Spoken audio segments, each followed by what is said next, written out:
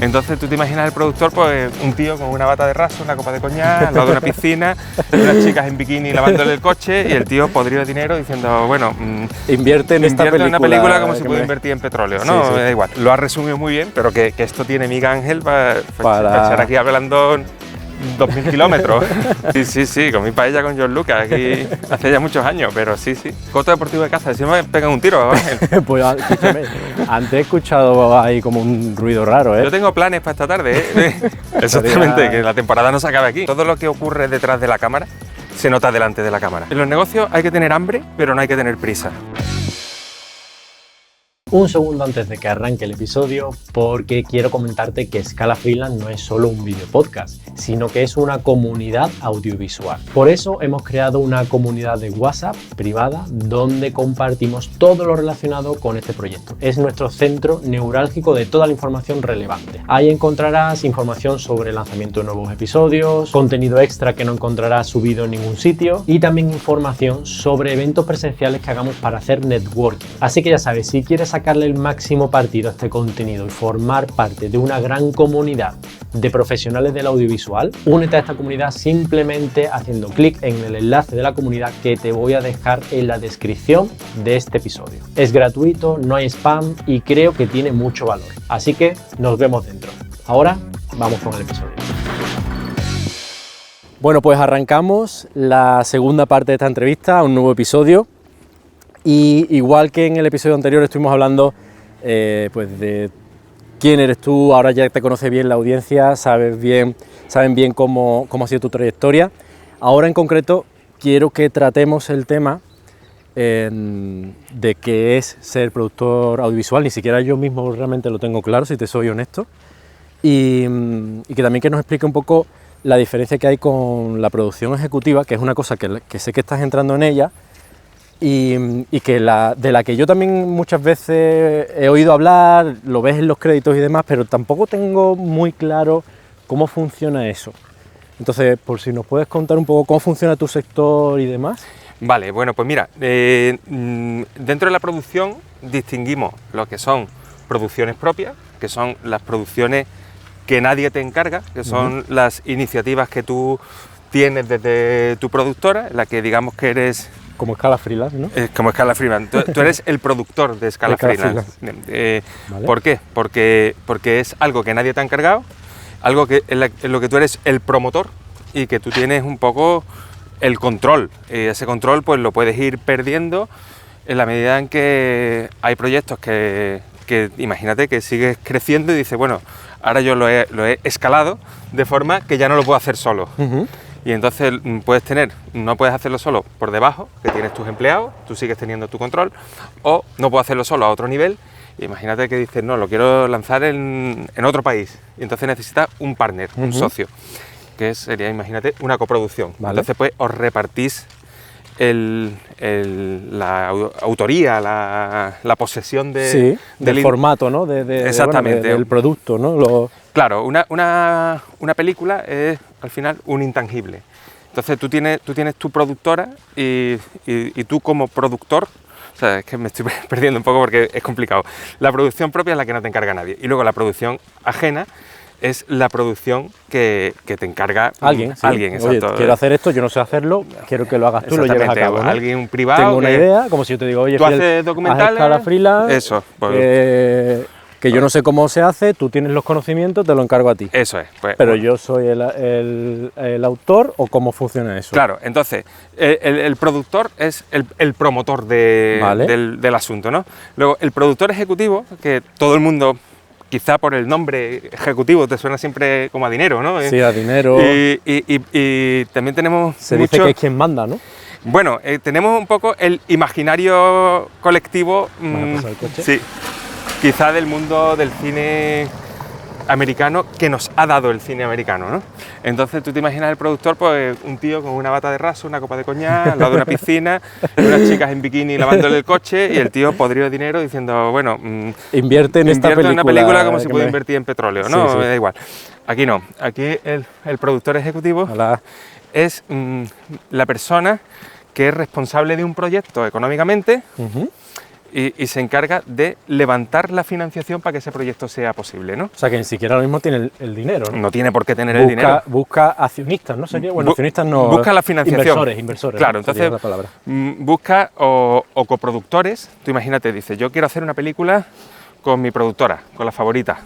Entonces dice, ¿qué puedo aportar yo? Dice, bueno, pues yo como estoy en Andalucía, yo voy a pedir las ayudas de la Junta de Andalucía y voy a vender los derechos de antena a Canal Sur. Entonces, ¿con eso tengo bastante? No, pues me voy a buscar un coproductor que sea madrileño, que consiga las ayudas de la Comunidad de Madrid y venda los derechos a Telemadrid. Y luego me voy a buscar un productor catalán que tiene ya una serie de puntos, que los puntos tú los vas arrastrando pues por el número de películas que vas calificando, los premios que te van dando. Voy a coger un productor catalán que tenga puntos para que yo pueda presentarme a las ayudas del ICA, ¿no? Que es del Ministerio de Cultura. Y entonces pues ya la película es de los tres. Y es de los tres, pues con la típica analogía de una tarta, pues el trozo de tarta que te corresponde va en función de la parte que tú has pagado de la tarta, ¿no? Entonces pues el productor ejecutivo es la persona responsable del proyecto, responsable de que llegue a buen puerto económicamente con el presupuesto que se ha estipulado, el responsable de la desviación que tenga ese presupuesto, junto con luego tiene por debajo suya el director de producción, que es como su mano y sus ojos en el rodaje.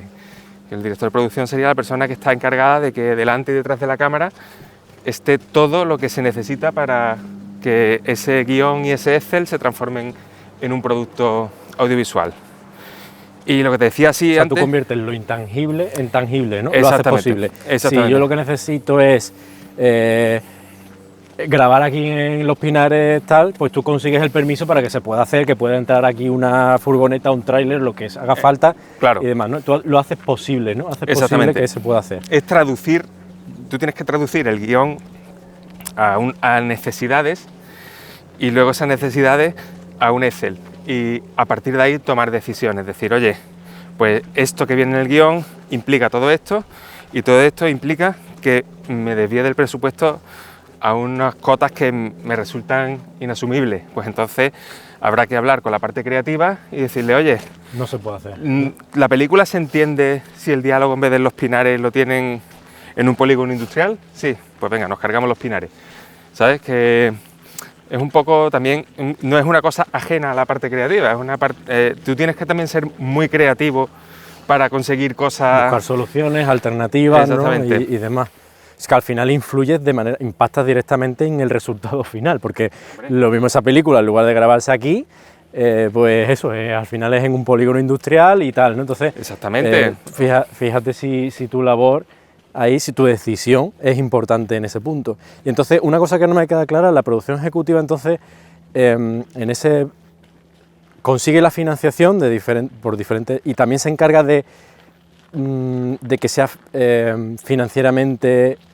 o sea, que consigas beneficio la película, o eso es una cosa que no se controla, es decir, tú lanzas un proyecto y no sabes qué va a pasar con ese proyecto, o si hay una manera de medir, que ellos ya saben, esto es financieramente hablando posible o no es posible, o cómo funciona eso. Claro, bueno, parte de la financiación, o sea, parte de la financiación normalmente... Porque imagino que si yo te doy el dinero para hacer una producción, me tendrás que garantizar por lo menos que lo recupero, ¿no? O que obtengo algún tipo de...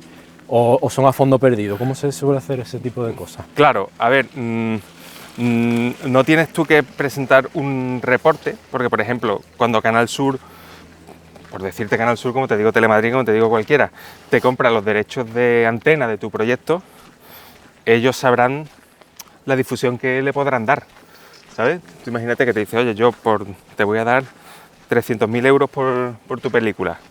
Pues cuando te están dando esos 300.000 euros... Vale, ellos ya saben que le van a sacar retorno. Ellos sabrán lo que hacen, vale. Quiero decir que ellos saben a quién se la van a poner, a qué hora se la van a poner y qué rendimiento le puede sacar eso. Con los anuncios que metan en medio o lo que sea. Claro, saben, hombre, también hay una parte que no es todo retorno económico, sino que, bueno, todas las empresas tienen una responsabilidad social corporativa y tiene una serie de valores que tiene que que poner encima de la mesa, y entonces pues el apostar por la obra europea y por la cultura, pues es una de las cosas que son mandatorias para las televisiones, ¿no? Entonces, hoy por hoy tampoco se va midiendo si te pago 300 porque voy a recuperar 305, ¿sabes? Que no creo que vaya muy por ahí. Y luego también me imagino que habrá cosas que saldrán bien y otras no, ¿no? Por ejemplo, me estoy acordando ahora mismo del proyecto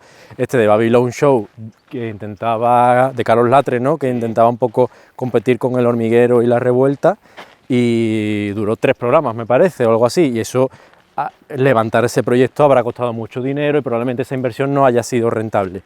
Entonces imagino que hay cosas que muchas veces no dependen de, por mucho que lo tengas medido, depende de que enganche, que funcione, y hay veces que no sabes ni muy bien por qué o tal, ¿no? Exactamente, pero eso en todos los aspectos de la vida. O sea que básicamente aquí no hay nada seguro en el audiovisual en ningún punto, ¿no? Nada, y tú ves películas con actores muy reconocidos que no tienen éxito en taquilla, y películas que están haciendo ahora esta nueva ola de actores naturales, ¿no? Que son gente de la calle, que no son actores, sí, y que están funcionando muy bien mucho a nivel mejor, festivales, sí, taquilla, premios. Entonces, pues bueno, pues eso, pero eso es lo que te decía, en cualquier aspecto de la vida. Tú vas a un bar y de pronto hay un bar perfectamente montado, que está vacío, y al lado un bar que parece una cochambre, que no se cabe. Y dice, ¿este es mejor que este? Uf, yo no sé decirte, ¿qué medimos? Probablemente no, pero claro, ¿qué estamos midiendo? hay un intangible ahí, ¿no? Claro, nosotros esta mañana cuando hemos desayunado han tardado en servirnos nada, o sea, cero. Sí. Y sin embargo vas a otro sitio que a lo mejor está muy bien montado, muy piticlín, dices, tío, estoy yo solo sentado aquí. ¿Cómo puedes estar tardando tantísimo en echarme algo y que me llegue el café frío, ¿no? Entonces, hay una serie de cosas que no todo es el envoltorio, ¿no? Sino también qué hay dentro, ¿no? Vale, entonces, una vez que más o menos queda claro lo que es la producción, que es hacer real lo que viene en guión o lo que es la idea, ¿no? Creativa, llevarla al mundo material, ¿no? Claro, y bueno, pues ahí por el camino, todo lo que hay por el camino. O sea, quiero decir que estamos resumiendo mucho porque no nos cabría todo en una charla, pero que por ejemplo, dice, dentro del hacer real es si en la radio está sonando una canción, hay que comprar los derechos de esa canción. O hacerla, que a mí me ha tocado hacer muchas veces la música que suena en la radio. Exacto. O hacerla. O incluso el sonido del teléfono del móvil tiene derecho. Exactamente. Sí, y el interfaz de me está llegando un WhatsApp. Pues todo ese tipo de cosas. Si os fijáis, normalmente suele ser parecido. Se nota que es WhatsApp o yo qué sé, o iMessage o lo que sea, pero no es iMessage o WhatsApp, sino es muy calcado, pero no exactamente igual, ¿no? Y eso no es casual, eso cuesta dinero obviamente hacerlo, igual que la música ad hoc, o sea, hecha a medida de la radio, y es por este motivo que tú estás comentando. Claro, por eso, a ver, que sí, que lo has resumido muy bien, pero que esto tiene Miguel Ángel para estar aquí hablando 2000 kilómetros. Bueno, nosotros en esta segunda charla siempre prometemos hacer unos 5000 pasos más o menos, una horita, y vamos a intentar condensarlo todo en este espacio. Ahora que más o menos queda claro cuál es la distinción de producción y producción ejecutiva, y que no son esos hombres viviendo en Beverly Hills... Que los habrá, ¿eh? Que, bueno, que también lo habrá, por supuesto. No es mi perfil. No es tu perfil, y yo creo que no es el 90% del perfil de la gente que se dedica a eso, ¿no? Pero más allá de eso, me gustaría saber cómo funciona tu sector. O sea, en qué momento entráis, si a lo mejor... ¿quién contacta contigo? O sea, ¿cómo llega ese... lo que no sea producción propia, que entiendo que, claro, una producción propia pues muy fácil, yo tengo una idea, la llevo a cabo y fuera, ¿no? Pero cuando te llega a ti un proyecto de fuera, ¿en qué punto entras? ¿Cómo funciona eso? Explícamelo. Pues mira, hay algunos productos, o sea, algunos proyectos que te entran desde la parte más comercial. Nosotros hacemos publicidad y entonces pues a lo mejor un cliente que hace publicidad, pero es consciente de que tú haces documentales y de pronto te dice, oye, me gustaría hacer un proyecto de branded content, de forma que tú me haces un documental, yo lo pago, y el documental no es un anuncio.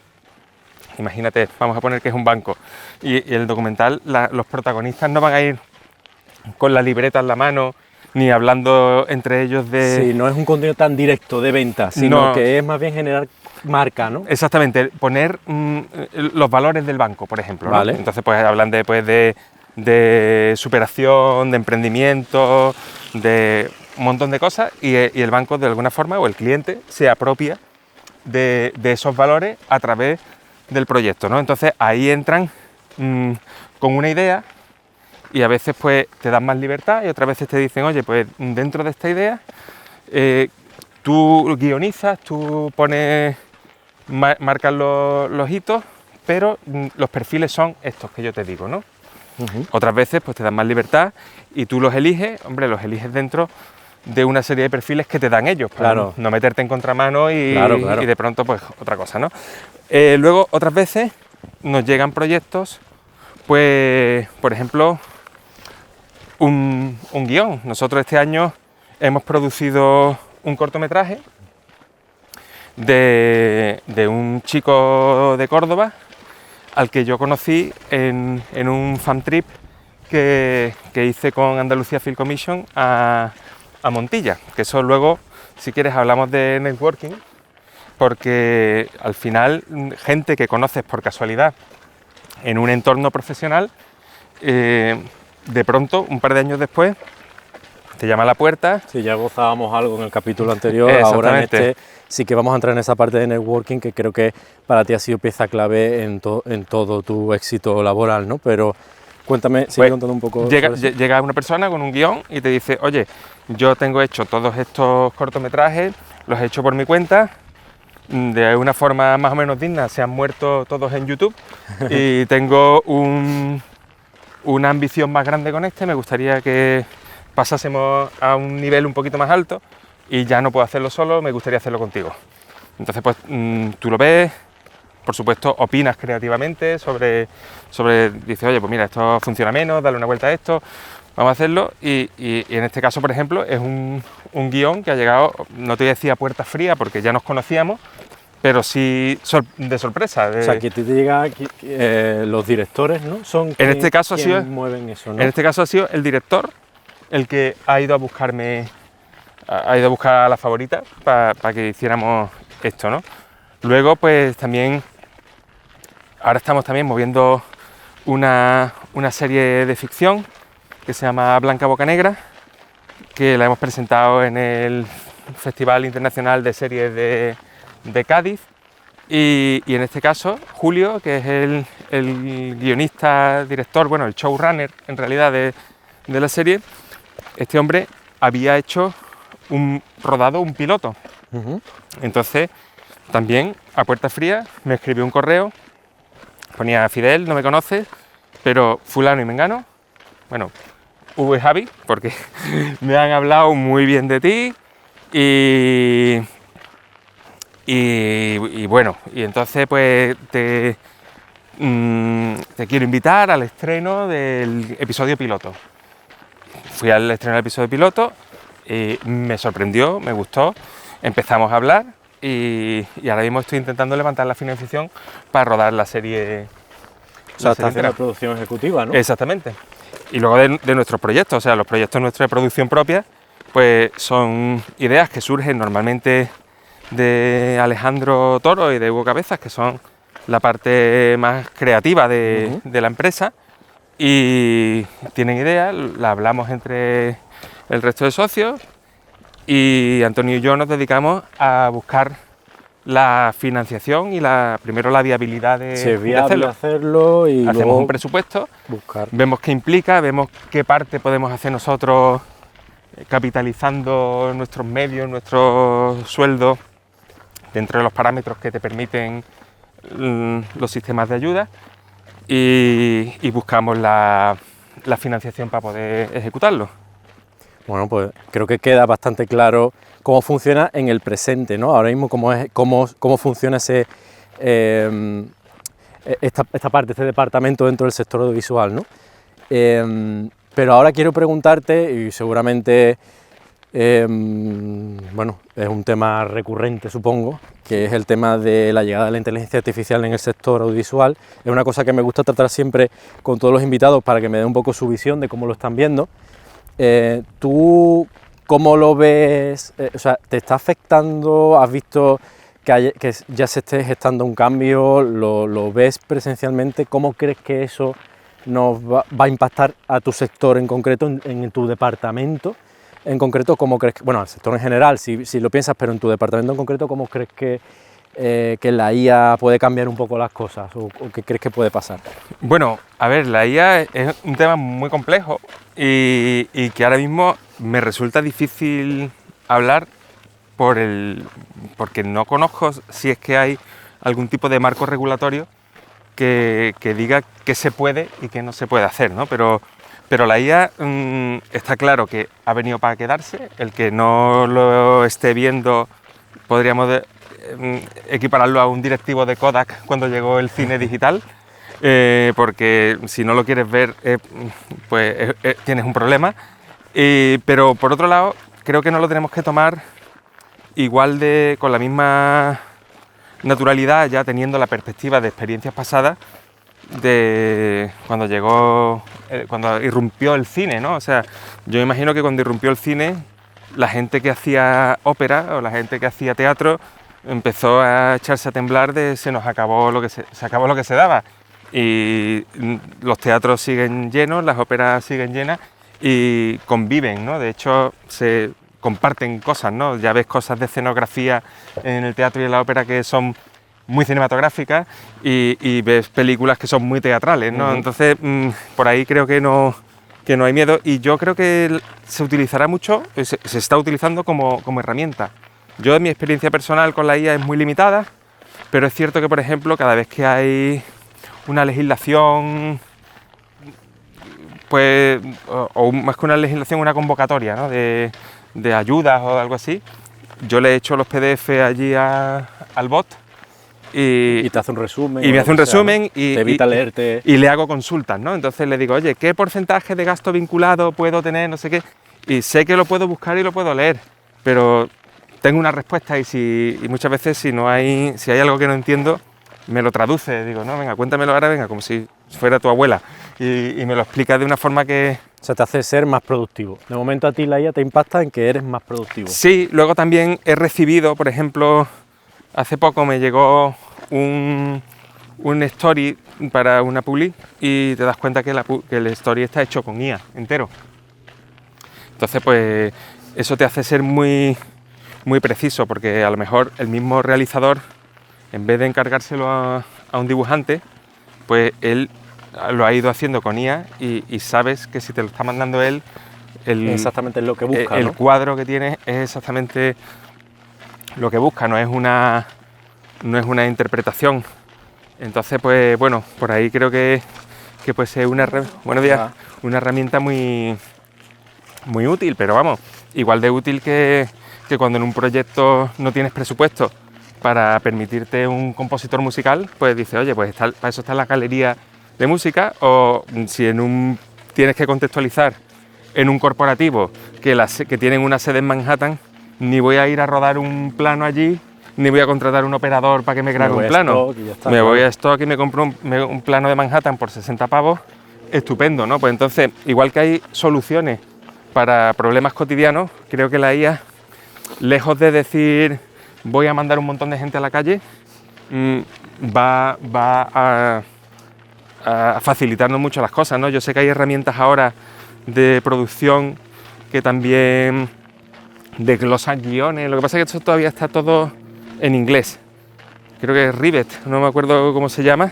Pero bueno, eso tardará poco. Tardará poco, pero que tú le metes un guión y te hace un desglose de personajes por secuencias, de todo el atrezo. O sea, ¿eso cuánto te podría llevar a ti hacerlo? ¿Una semana? Claro, depende. Claro, es que hay muchas cosas que yo siempre le doy varias lecturas, porque en una primera sacas cosas y luego vas mirando y dices, bueno, pues lo que hablábamos antes, ¿no? De la radio. Pero esto que está sonando por la radio habrá que tenerlo en cuenta. Claro. O no sé, a lo mejor le dice, oye, ¿y si ponemos la tele de espalda? Que se ve que hay una tele y que sale un reflejo lumínico, claro, y no sale el contenido. A lo mejor el audio es más fácil de falsear que tener que grabar un telediario de los años 50 o comprarlo. Claro. Entonces, pues bueno, pues ahí, por ejemplo, creo que nos puede facilitar. Si tú dices, estoy en una casa, hay una tele, y en la tele se está viendo una tertulia, pues si la tertulia lo que dicen es, como se dice ahora, random, ¿no? O sea, que el contenido de la tertulia da igual, pues en vez de comprar una tertulia cualquiera, pues generas una tertulia que diga cosas que es igual, o el típico documental de animales que tú ves que está muy forzado en una película porque quieren hacer una metáfora de el lobo se come al cordero, no sé qué, porque luego en la película va a pasar que hay un tío que es un depredador o lo que sea. Sí. Pues en vez de buscar un documental y montarle una voz impostada que al final se nota mucho, pues créate un documental de cero, ese fragmento de 10 segundos y lo hace o'clock a lo que tú necesitas, ¿no? O sea, yo creo que no hay que tenerle miedo, sino que hay que aprender a convivir con la IA y que no creo que quite puestos de trabajo, sino que los reorganice, ¿no? O sea, yo cuando empecé a hacer producción, pues no había redes sociales. Entonces, de pronto, pues no ha desaparecido nada por la irrupción de una tecnología nueva, sino de pronto nosotros tenemos contratada en la productora a 3 personas que nos llevan las redes y la comunicación, que eso de otra manera no habría ocurrido nunca, ¿no? Entonces, pues esos 3 puestos de trabajo existen porque ha habido un avance tecnológico. O sea, que básicamente tú lo ves con optimismo y lo ves como una herramienta más que ha llegado para quedarse, que mejorará, optimizará algunos procesos, modificará algunos departamentos en la manera de funcionar, dará nuevas posibilidades de creación, pero no sustituirá o impactará muy negativamente en el sector, ¿no? Un poco es tu Yo creo que visión, ¿no? Es mi visión, porque luego aparte hay una componente artística que difícilmente te puede dar una inteligencia artificial, ¿no? O sea, una de las partes más perversas de todo esto es que al final el arte nace de tus miedos, de tus anhelos, de tus fantasías, ¿no? de tus recuerdos, y entonces hacer arte con inteligencia artificial no es que me parezca tramposo, es que me parece peligroso que una persona que se considere artista le transmita todo ese alma, digamos, a la máquina, ¿no? Entonces, pues yo creo que la inteligencia artificial pues, se utilizará pues, para cosas muy tediosas, ¿no? Es decir, no sé, pero en efectos digitales, pues tú sabes que hay un tío que se encarga de mover el pelo de los personajes, otro del césped, otro de los fluidos. Pues a lo mejor ese tipo de cosas que tienen una técnica y que en absoluto estoy menospreciando ese trabajo, que me parece increíble, pero a lo mejor esa persona puede pegar un salto y hacer algo más creativo, más... O hacer eso, pero en lugar de hacer uno cada semana, se haría 5 al día, ¿no? Por ejemplo. 5 escenas, yo qué sé. O 5, exactamente.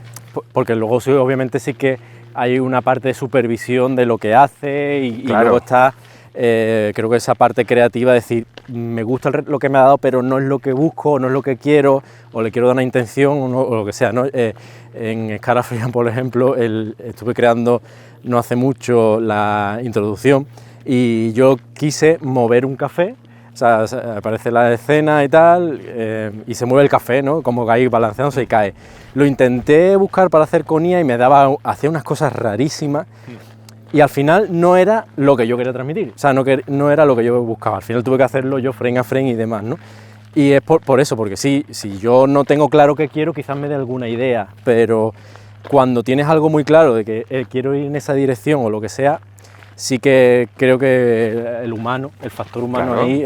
o en una fase inicial de un proyecto, o sea, si yo tengo que presentar una story para una propuesta mía de producción propia, en la que dice, oye, pues este proyecto que nadie me está pagando, que es una iniciativa nuestra, que estamos nosotros apostando por esto, pues si puedo minimizar el gasto, pues siempre va a estar bien. Entonces pues digo, tío, pues a lo mejor pues presento una story hecho por inteligencia artificial y no me siento un impostor, claro. Simplemente me siento pues bueno, pues una persona que está optimizando los recursos lo mejor que puede, es una declaración de intenciones, es decir, oye...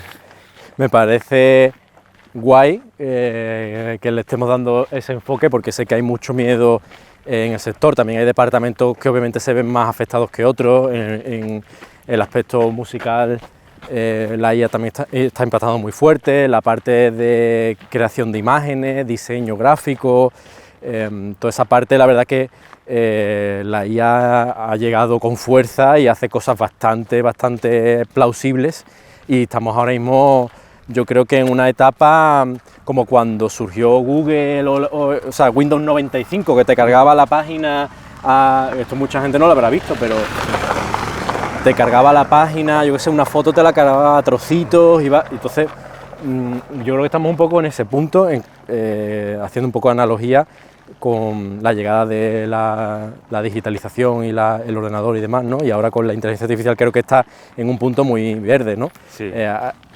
Tiene muy buenas intenciones, pero todavía es verdad que las cosas que da no son maduras. Y muchas veces no es lo que le estás pidiendo, o se nota que lo tiene predeterminado, ¿no? La respuesta, y que hace ABC y no le pida otra cosa, ¿no? Pues yo creo además que te puede servir para aspirar a hacer otras cosas mejores.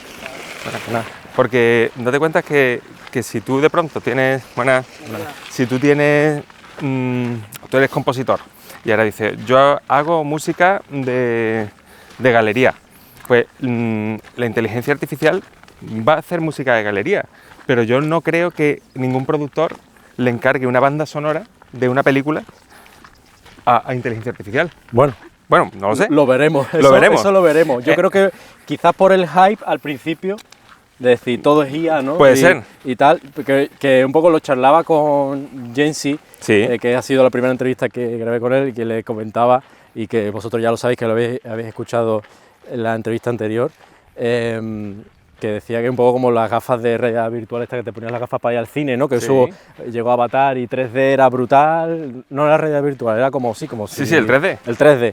Y al final eso parecía que iba a llegar y que iba a ser ya toda la industria así, y fueron 4 o 5 películas y se acabó, ¿no? Y bueno, creo que puede pasar también un poco eso.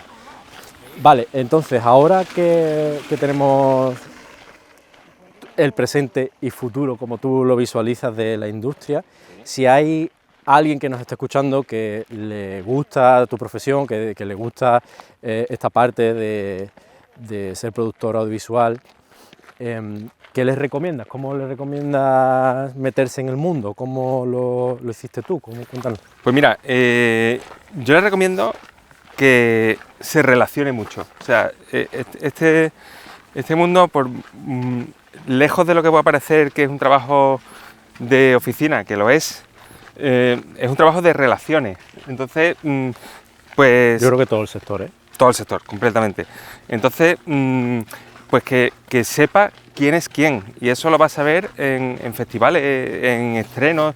Yo empecé, o sea, una de las cosas que yo empecé haciendo fue yo trabajando en el Festival de Cine de Sevilla, como relaciones públicas. Entonces, claro, yo obviamente no lo hacía por el sueldo, porque son actividades que no remuneran muy bien, pero mi salario era otro. O sea, yo no, para mí el salario no era lo que me daban cuando acababa el festival, ni la mochila y el catálogo. Sí, era la cartera de networking que te habías hecho, ¿no? Efectivamente. Y de personas que habías conocido, que ya te habían conocido a ti y demás, ¿no? Entonces, pues era una oportunidad para decir, venga, pues tú eres Relaciones Públicas y este año, en esta edición, te vas a encargar del jurado oficial. Y ahora de pronto tú estás con titanes del cine, paseándote por Sevilla, enseñándoles Sevilla, comiendo con ellos, charlando. Entonces, Comí paella con George Lucas, puede ser uno de tus... uno de los grandes titulares. Pero eso no fue en el festival, esa fue otra. Sí, comí paella con George Lucas aquí hace ya muchos años, pero sí, esas cositas. Y entonces pues te relacionas. Y que luego hay un estreno, intentas ir, vas, te presentas, conoces la gente. Y ya no solamente que vayas conociendo a la gente, sino que de pronto a la gente le va sonando tu cara. La gente va diciendo, este tío, a lo mejor... No sé a qué se dedica, pero está en todas, ¿no? Me lo han presentado 4 veces se me ha olvidado mi nombre, pero lo veo por la calle y vamos, ¡hey! y lo saluda y al final le dice, bueno, ¿quién es? Uf, yo qué sé, pero sé que está ahí, sé que pertenece a esto. O sea, que recomiendas a personas vayan a festivales, a sitios de donde se mueva un poco el percal, ir aunque no conozcas a nadie, ¿no? Exactamente, ir aunque no conozcas a nadie. Y luego aparte, pues que es muy difícil nacer jefe, ¿no? Porque hoy por hoy me encanta tu formato y me encanta tu podcast porque no es un programa de ese éxito, digamos, no voy a decir irreal, porque está claro que quien aparece en estos podcasts o lo es o dice que lo son, pero estos podcasts de gente muy millonaria que tiene mucho éxito sí, sí. y que todo ha sido muy fácil, ¿no? Sino decir, oye, yo no he nacido productor dueño de una empresa, yo he sido meritorio de producción, auxiliar de producción, segundo ayudante, jefe de producción, director de producción y ahora pues me dedico a la producción ejecutiva con mi propia productora. Claro, que la gente no puede leer tu página número 20 del libro pensando que toda la vida has estado tú en la página número 20. Exactamente. Sino que empezaste por la 1 y que poco a poco has llegado hasta la página número 20 de ahora, ¿no? Correcto. Y muchas veces esa parte se nos olvida de contar, nos quedamos con que siempre todo ha ido genial y desde la página 1 pasé a la página 20 y todo me fue maravilloso, ¿no? Exactamente, y contarte mi éxito no es contarte lo bien que me va, es explicarte lo mal que me fue. Claro, obviamente. Entonces, claro, es que y ahora mismo tienes esa sensación, pero luego tú echas la vista atrás y si te pones a estudiar figuras que te resulten interesantes, ¿no? Tú dices, oye, pues, tío, yo qué sé, Henry Ford, ¿no? Pues este tío, el primer coche lo sacó cuando el tío tenía 45 años. Que no es con 15 años... Ya estaba haciendo coches, ya estoy haciendo coches, desmontando coches teledirigidos y monto mi empresa, una startup, no sé cuánto. O sea, historias de esas, pues sí, pero que si tú te vas a la realidad, bueno, el caso más conocido, ¿no? El de Kentucky Fried Chicken, el coronel no sé qué, que es el señor mayor este que es el icono de esto, pues ese tío estaba ya jubilado. Y cuando montó Kentucky Fried Chicken, quiero decir que, primero, que nunca es tarde, y segundo, y segundo que nadie nace jefe. Hay quien sí, y son una catástrofe, por cierto. Sí, porque yo creo que quien un poco tiene éxito a largo plazo es quien ha vivido todas las etapas, porque sabe empatizar bien, sabe bien cómo funciona cada fase, y entonces luego es capaz de administrarlo mejor y coordinarlo mejor. De la otra manera, si a ti te dicen, Fidel, toma, de aquí tienes dinero, móntame una película, pero tú no tienes ni idea de lo que supone un rodaje, a lo mejor no hubieras caído en lo de la tele, por ejemplo, que has contado antes, ¿no? De, oye, y si ponemos la tele de espalda y así no tenemos que grabar, porque a lo mejor a otro no se le ocurre, ¿pero por qué? Porque no ha estado ahí, porque no lo ha vivido, etcétera, ¿no? Yo creo que si tiramos por aquí nos alejamos más, si tiramos por aquí... Coto Deportivo de Caza, si no me pegan un tiro, Ángel. Pues escúchame, antes he escuchado ahí como un ruido raro, ¿eh? A ver qué pone aquí. Extreme la precaución.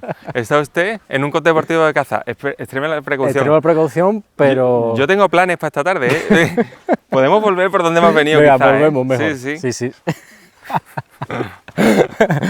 Hombre, a mí me gustaría, la verdad, poder entrevistar a los demás, o sea que... Exactamente, que la temporada no se acabe aquí. Sería un buen final épico. Hombre, sería además... Para dejar muy arriba el tráiler de la primera temporada, pero lamentablemente estamos todavía en el Sería inicio. un documental de found footage, ¿no? De un ciclista que llegue, se encuentra una cámara tirada, vuelca las imágenes y... Pues mira, no sería mal de esto, ¿no? Para generarlo de esta manera, sí. mal anuncio. Bueno, retomando. Estabas contando, pues eso, que todo ha sido como un proceso, que no ha sido fácil, ni el camino lineal, y bueno, que ahora mismo estás en este punto, pero que te ha costado mucho trabajo llegar hasta aquí, has pasado por muchas fases y no siempre has estado dedicándote a esto, has pasado por fases, digamos, más primarias o de diferentes dentro del departamento, ¿no? De producción. Vale, entonces, ya más o menos, si hemos abordado un poco qué le aconsejarías. Para ti tu consejo es: haz contactos, muévete, ve a sitios donde haya personas que se dediquen más o menos a lo que tú quieres dedicarte o lo mismo que tú, etcétera, dentro del sector. aunque sea llevando el agua, lo que sea. Vamos, yo empecé así, que yo he empezado llevando agua, llevando bocatas, cortando calle, recogiendo cables, bueno, yo he hecho de todo. También es verdad que lo que tú decías antes, eso te da luego una perspectiva de decir, oye, yo sé qué le puedo pedir a cada departamento y hasta dónde puedo tirar sin romper el chicle. Y también, por el otro lado, también sé cuándo me la quieren pegar. Es decir, claro, tú no puedes venir a robar a la cárcel, decirme que esto no da tiempo, porque yo sé positivamente que da tiempo. Claro, porque lo has hecho antes. Porque lo he hecho antes, ¿no? y no soy mejor que nadie. O sea, si lo he hecho yo, lo haces tú. Vale, y ahora en esta fase de la entrevista y del podcast, siempre doy a elegir a los entrevistados como 2 temas de los que me gusta hablar, y contigo en concreto quiero tratar 2 temas que me parecen muy interesantes. Uno de ellos más o menos lo hemos pasado un poco por encima y va relacionado con lo que estábamos hablando, que es la parte del networking, que yo te doy siempre, a los entrevistados les doy una lista de temas sobre los que les parezca interesante que puedan aportar y que quieran hablar. Una lista larga, ¿eh? Una lista de un montón de temas que creo que son sí, muy interesantes, que muchos de ellos. O sea, aquí hay para hablar de un montón de cosas, pero en concreto Fidel, que él decía que uno de sus puntos negativos precisamente era el decir que sí a todo y tal, pero creo que también es parte de su éxito y de haber ido y de haber conocido prácticamente a Fidel. Sé que en Andalucía te conoce todo el mundo, y ya ahora que te estás moviendo por Madrid, por San Sebastián, ya estás haciendo películas a nivel nacional e internacional, empiezas a relacionarte con gente de toda España, ¿no? de todo el sector audiovisual español. Buenas. Ahí ha pasado la caravana de ciclistas. Sí. Vamos a dejarlo pasar. El caso es que una vez que tú... O sea, para ti esa parte de relacionarte y demás es una parte muy importante dentro de lo que ha sido tu trayectoria, y uno de los temas que has elegido es el networking, y otra parte de ella, otra parte de la lista, has elegido diversificar tus ingresos. Y quiero que tratemos ambos 2, ¿vale? Y les demos un poco de pistas, pues, por qué has elegido esos temas y demás. Bueno, pues como tú has comentado, efectivamente el networking lo he mencionado porque para mí es una cosa clave, ¿no? O sea, un proyecto, tú piensas que una peli es un proyecto en el que hay involucradas muchas personas. De hecho, no tiene nada más que ver los títulos de crédito para ver toda la gente que hay metida en una película. Entonces, cuanta más amplia sea tu red de contactos, más sencillo te va a resultar desenvolverte en un proyecto, porque no es lo mismo hablar con gente a la que no conoces que hablar con gente con la que tienes confianza. También te hace elegir muy bien los compañeros de viaje para cada proyecto, ¿no? Porque yo hay gente con la que me tomaría 1000 cervezas, pero con las que no trabajaría. Y al revés, hay gente con las que trabajaría, porque son muy buenos profesionales, pero que luego me dan más pereza para la vida personal, ¿no? Entonces, pues, no todo el mundo es ideal. Esto no quiere decir que la gente que yo llame para trabajar no me apetezca, ¿eh? No, pues claro, obviamente. No para estás nada. Hablando en general. Claro, estoy hablando de extremos, ¿no? Sí, de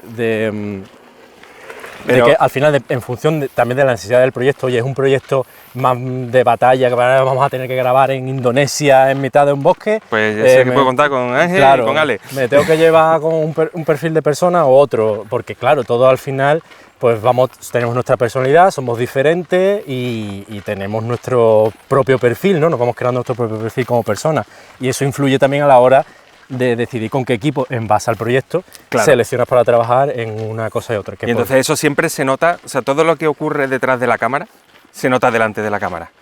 Y una cosa respecto a esto que me estaba surgiendo en la cabeza, tú, y que creo que puede ayudar mucho a enfatizar todo esto, y a la audiencia que nos esté escuchando, tú cuando seleccionas un equipo, ¿qué porcentaje te tomas? O sea, ¿qué porcentaje, cuál es el porcentaje que tú tienes para decir, lo elijo por la persona o lo elijo por el perfil profesional que tiene? Me refiero, si tú tienes 2 personas igual de cualificadas, pero una quizá, incluso la persona que no conoces está mejor cualificada, ha hecho más cosas, pero no la conoces, y una persona que sí conoce, ¿tiras más de la persona que conoces frente a la que no conoces? Obviamente sí.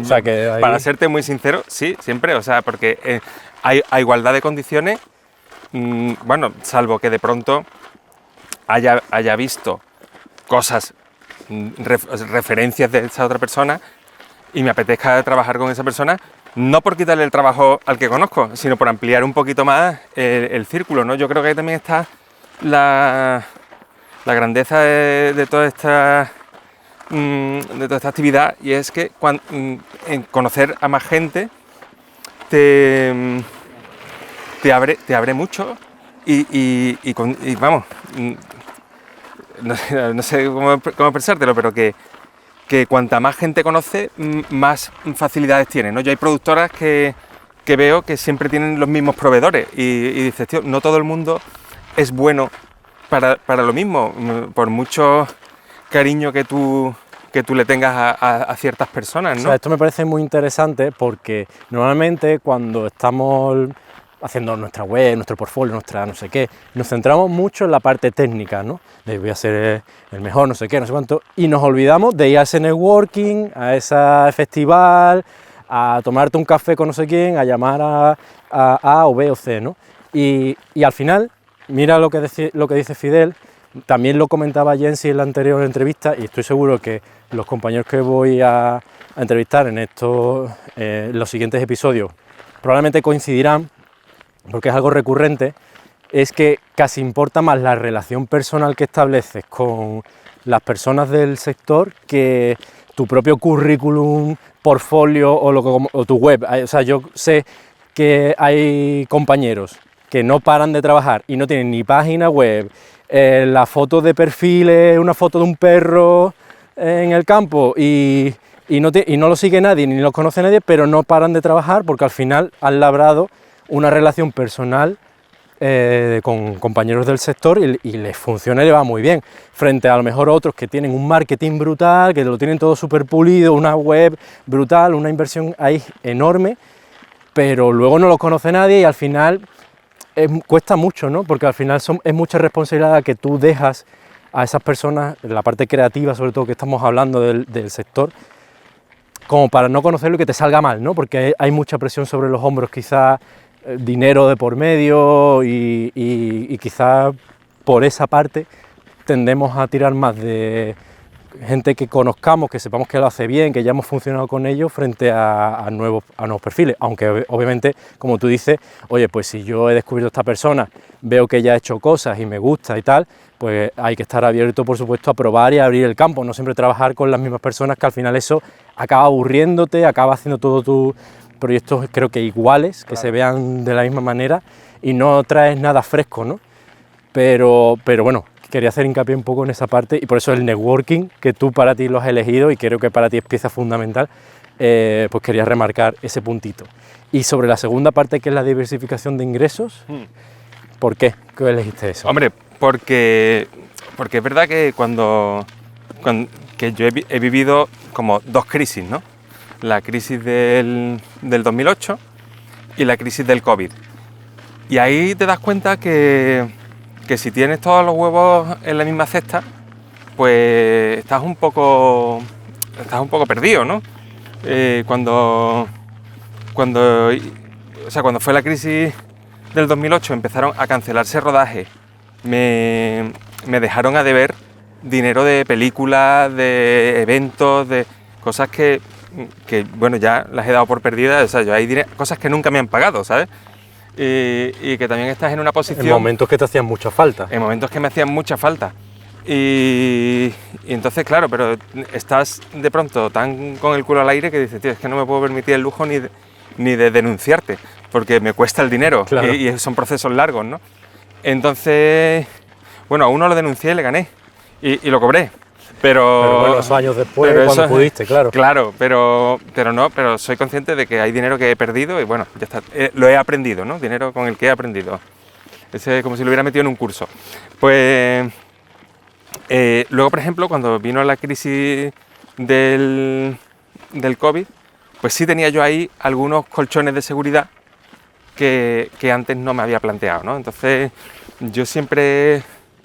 pues he tenido una naturaleza emprendedora, ¿no? Yo igual que monté mi empresa de efectos especiales y ahora junto con otros 3 socios hemos montado La Favorita, pues siempre he estado inventando a ver qué negocios podía hacer, incluso te digo de pequeño, ¿no? En el instituto, pues compré, cuando era algo que era ciencia ficción, compré una grabadora de CDs con un compañero y nos dedicábamos a duplicar CDs. Y hasta ahí puedo leer, ¿no? Pero ya prescrito. Eso fue cuando estaba en el instituto. Pero, y esa grabadora, pues me busqué un inversor, que era otro compañero, que me prestó el dinero de su beca.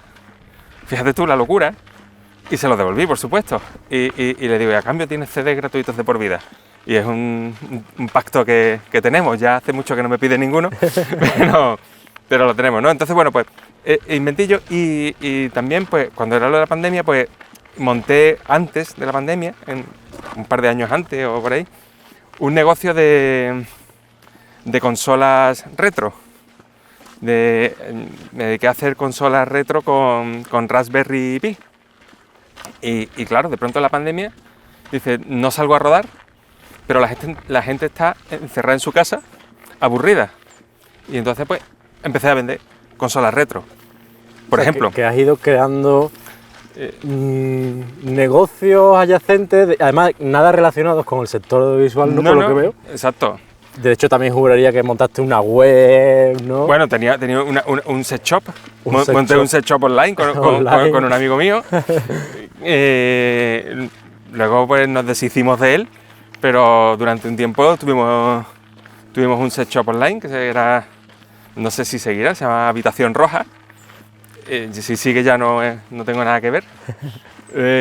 Luego también monté una cosa que me falló, o sea, monté un negocio fallido y fíjate que fue al que más dinero y más esfuerzo le dediqué. Fíjate. Que fue una especie un Shutterstock, un Getty, una historia, porque claro, yo me daba cuenta que nosotros íbamos a hacer muchos proyectos fuera, a grabar, y tú dices, tío, voy a grabar por toda Andalucía y cuando acabe la grabación, si me grabo un planito de más, ya que estoy aquí en el Cabo de Gata y lo subo a una plataforma de stock, de pronto pues de vez en cuando te llueven 60 euros que no sabías de dónde venían, ¿no? Y dices, tío, pues voy a montar yo un negocio que centralizado en Andalucía, que se llamaba Shoot and Roll, que era como dispara, como rock and roll, pero era shoot and roll y el and pues era un poco Andalucía, tú sabes. Uh-huh. Y ahí pues lo hice con unas ayudas que salieron del ministerio así para dinamización de proyectos digitales. Estuve haciendo mentorías con unos tíos que sabían de esto, encargué la página web y reventó, o sea, no me comí una mierda, Ángel. Bueno, está bien que lo cuentes, te agradezco que lo cuentes porque igual que esos proyectitos fuera, algunos te han funcionado más, otros menos, y hay otros que no han funcionado nada, que aquí no es... Claro, por ejemplo... llegas y pegas y se acabó. Que va, o sea, aquí esto es ensayo-error, o sea, también... Un poco la osadía, es decir, yo soy fotógrafo, no, yo soy programador, no, pues voy a meterme a hacer una página de fotografías de venta y compra de fotografías de stock. Pues nada, pues así me salió mal, pero bueno, lo tenía que probar, lo he probado. ¿Has aprendido? He aprendido muchísimo. Ya sabes cómo se hace. He conocido gente por el camino, sé cómo se hace, sé cómo no se hace, que es como yo lo hice, y aprendí mucho de servidores, de un montón de cosas, que no sé si volveré a usar alguna vez, pero que ahí las tengo. Y luego la página de las consolas, que también es algo que no come pan, que eso está ahí online, que es viciomalo.com, que luego me hizo mucha gracia cuando salieron las hamburgueserías estas de pondremos el link por si alguien quiere comprarse. Si alguien quiere jugar al Mario Bros en su casa, pues nada, lo tiene ahí a un clic. Y cuando salieron las hamburgueserías estas de vicio, que hacen muchas cosas online y tal, digo, coño, pues yo tengo una web que se llama Vicio Malo, igual en el tiempo se la puedo vender, se la puedo cambiar por hamburguesa, yo qué sé. Hola, buenas. Vale. Entonces, esta parte de diversificación tú la tienes también un poco, creo que de manera innata, porque eres una persona inquieta, que te gusta probar cosas, aprender y demás, pero también creo que hay una parte, por lo que tú decías, las dos crisis que has tenido y decir, ostras, si de repente se paran las producciones, no tengo fuente de ingreso, no tengo nada y quizás la necesidad de tener una familia a la que alimentar te hace también un poco buscar alternativas, de decir, oye, si esto en algún momento dado no funciona, además ya has vivido ese momento de decir, esto no funciona, que creo que eso también te ha ayudado a que ahora estés tomando este tipo de decisiones, ¿no? Yo ya me he visto que tuve que volver atrás y por suerte en aquel momento pudiste porque estabas en la coyuntura sí, de tu padre. Una red de seguridad, ¿no? Exacto, pero ahora... ahora ya no, mi padre está jubilado. Las circunstancias serían muy diferentes, con lo cual yo creo que es una cosa muy inteligente que haces, que yo también abogo por ello, también me busco diferentes maneras de... También porque me pica la curiosidad de probar cosas, también porque me hace no aburrirme de lo mismo, ¿sabes? Y creo que ahí compartimos un poco esa visión, y creo que así, que todos los que nos estáis viendo y escuchando, si podéis ir probando cositas mientras, yo que sé, que sea en vuestro tiempo libre, oye, pues voy a montar, ahora que hay mucha facilidad con el negocio online, las redes sociales y tal, que es bastante sencillo, pues voy a probar a montar esto a ver qué tal va. ¿Que va bien? Bien, que no, pues aprendiste y fuera, ¿no? No pasa nada. Y creo que es bastante inteligente. Sí, sobre todo cuando te das cuenta que una cosa funciona, cuando es a lo mejor convertir tu hobby en un negocio, porque como es algo que vas a hacer sí o sí, sin la presión de un negocio, ¿no? Por ejemplo, imagínate que a ti te gusta cocinar, dice, es algo que me gusta y aparte, ¿qué voy a hacer? Porque yo todos los días... Si me tengo que hacer de comer, tengo que cocinar. Entonces, pues, de pronto dice, bueno, pues, esto que me gusta y que voy a hacer en cualquier caso, pues lo puedo convertir en mi negocio, aunque al principio no te dé dinero. Bueno, pues no pasa nada. Cuando cocinas para ti solo, tampoco te paga nadie. Y si eres persistente y eso, igual lo puedes conseguir. O sea, aquí lo que está claro que en los negocios hay que tener hambre, pero no hay que tener prisa. Porque la prisa es, creo que el enemigo número uno de un proyecto.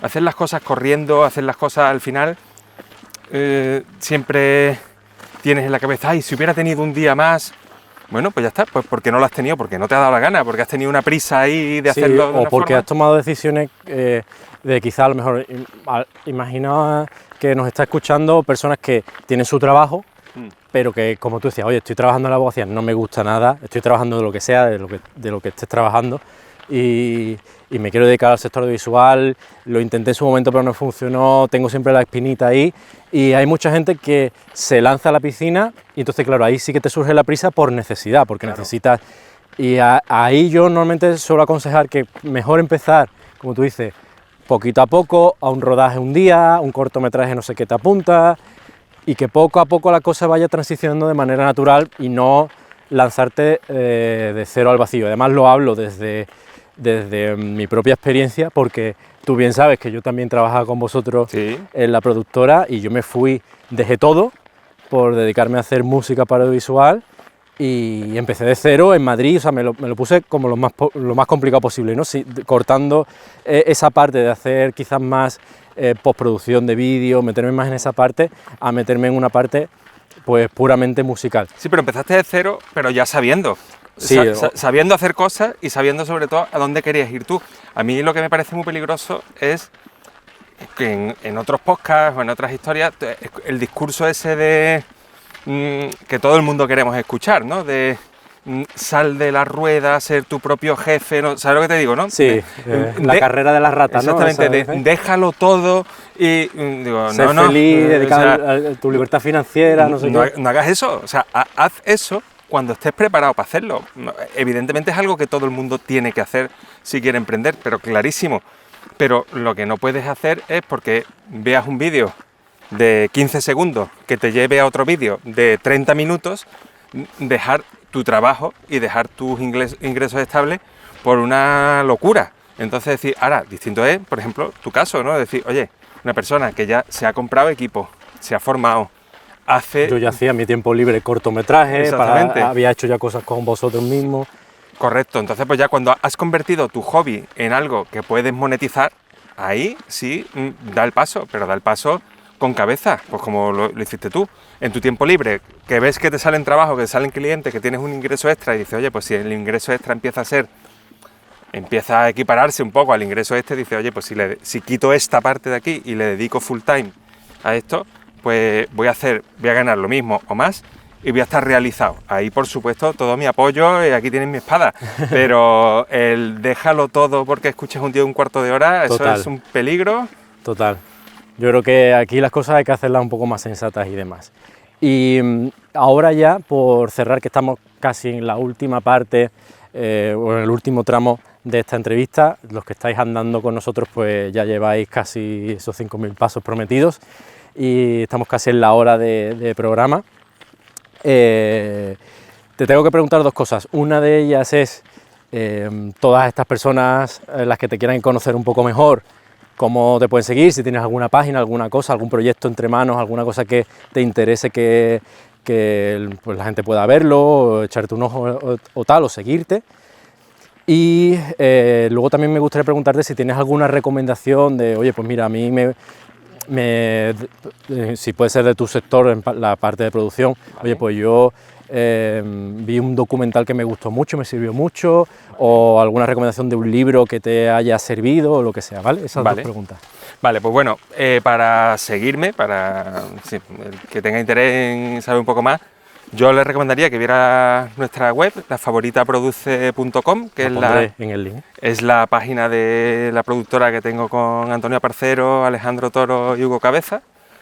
Y ahí tenéis, en la sección Works, tenéis referencia de todos los trabajos que hacemos, no todos, pero los más significativos y los que nos va dando tiempo a colgar. Normalmente trabajamos más rápido de lo que subimos, sí. Luego en redes sociales, bueno, pues las redes sociales de La Favorita tenéis el enlace ahí en la web y a mí en Instagram, pues Fidel Pérez FC, que no es de Fútbol Club, sino es que mi segundo apellido es compuesto, es Fernández Ceballos, Fidel Pérez FC. Y eso por ahí. Tampoco soy muy exhibicionista, no vayáis esperando que os enseñe cómo es el café que me tomo todos los días, porque no lo vais a encontrar. Pero bueno, subo cosas, pocas, pero subo cosas. Y luego recomendaciones. Pues mira, yo soy muy de podcast, y de mi sector escucho Casa Paco, que Casa Paco es un podcast que hace Paco Cabezas, el director de cine, director de, por ejemplo, de Adiós, de la película Adiós, pues de La Claqueta. Pues Paco Cabezas, me encanta su podcast porque es un desfile continuo, además que tiene muchísimos capítulos de gente del cine. Entonces tienes productores, guionistas, directores, actores, compositores, o sea, por ahí pasa todo Kiski. Todo Dios, ¿no? Sí, entonces es muy interesante porque además es un poco este formato que tenemos tú y yo, es una charla con muchas anécdotas, con muchas muy divertidas, me gusta mucho Casa Paco. Luego también escucho el podcast de APA, que es la Asociación de Productores, de la que yo no formo parte, pero tienen un podcast en abierto y es muy interesante porque siempre son pues directores de producción, coordinadores de producción, ayudantes de producción, es todo el sector producción, está muy centrado en producción audiovisual. Aprendes bastante, si te gusta la parte de producción audiovisual, ahí hay que ir, ¿no? Ahí hay que ir porque ahí tienes una visión muy real de cómo es el trabajo, ¿no? Luego escucho muchísimos podcasts de True Crime, pero a todo lo que da, Ángel. También Burros como Cebras, que es un podcast también centrado en producción audiovisual, que es nuevo, que hace una gente de Cádiz, que se llama La Fonda Service, que es una empresa de service de allí, y que han hecho, bueno, pues como una herramienta de promoción, un podcast en el que a mí me han invitado y a otros muchos productores de toda España, y bueno, también es un enfoque muy ameno, una charla muy distendida.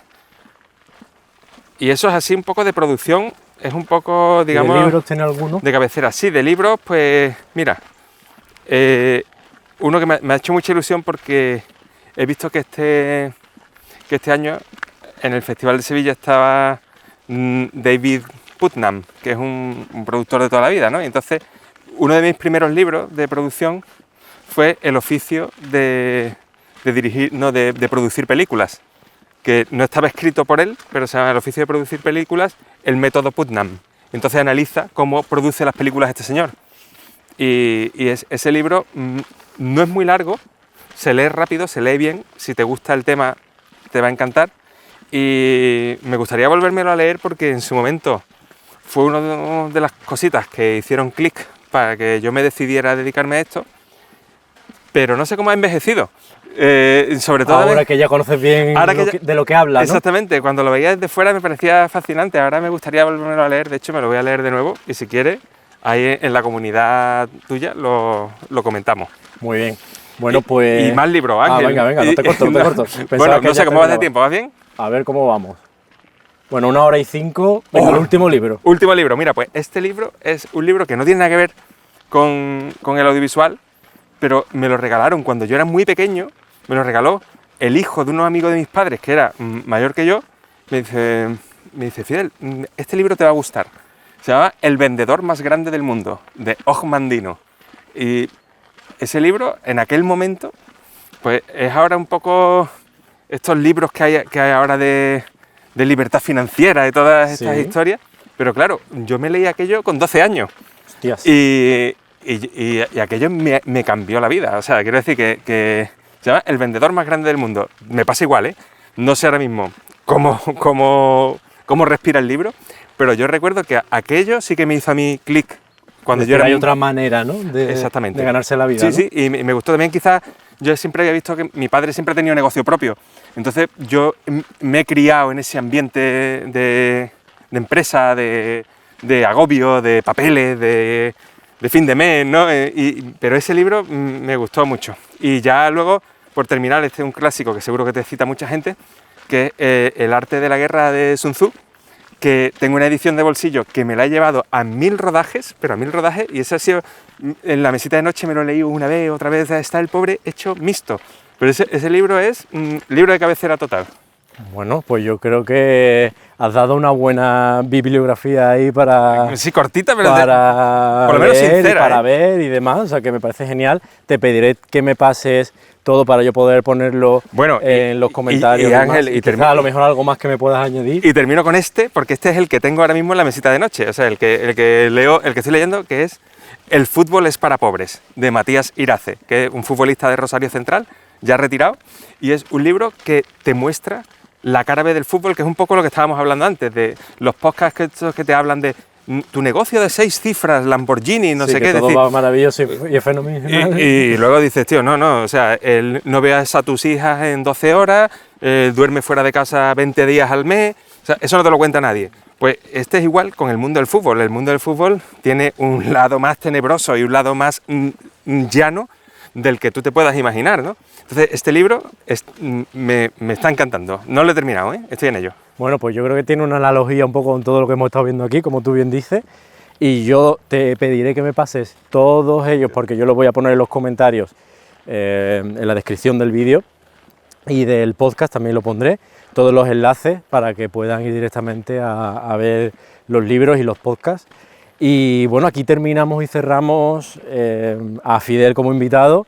Espero que yo desde luego he aprendido muchísimo hoy, me llevo la sensación de por fin haber podido comprender de qué va la producción audiovisual, qué es eso, y también mira que nos conocíamos desde hace un montón de tiempo, pero no conocía tu historia, y es una cosa que también me gusta y que me llevo, ¿no? El poder conocer mejor a las personas con las que al final he estado codo con codo en miles de ocasiones, y quizás no hemos tenido el momento de estar solos en mitad del bosque hablando sobre estas cosas, y al final te permite conocerte mucho mejor, ¿no? Así que yo simplemente quiero darte las gracias por haber dedicado esta mañana conmigo a este proyecto. Gracias a ti, Ángel. Y nada, espero que lo hayáis podido disfrutar, que hayáis podido aprender mucho de él, y que lo sigáis, que estéis atentos a sus movimientos y lo que va haciendo.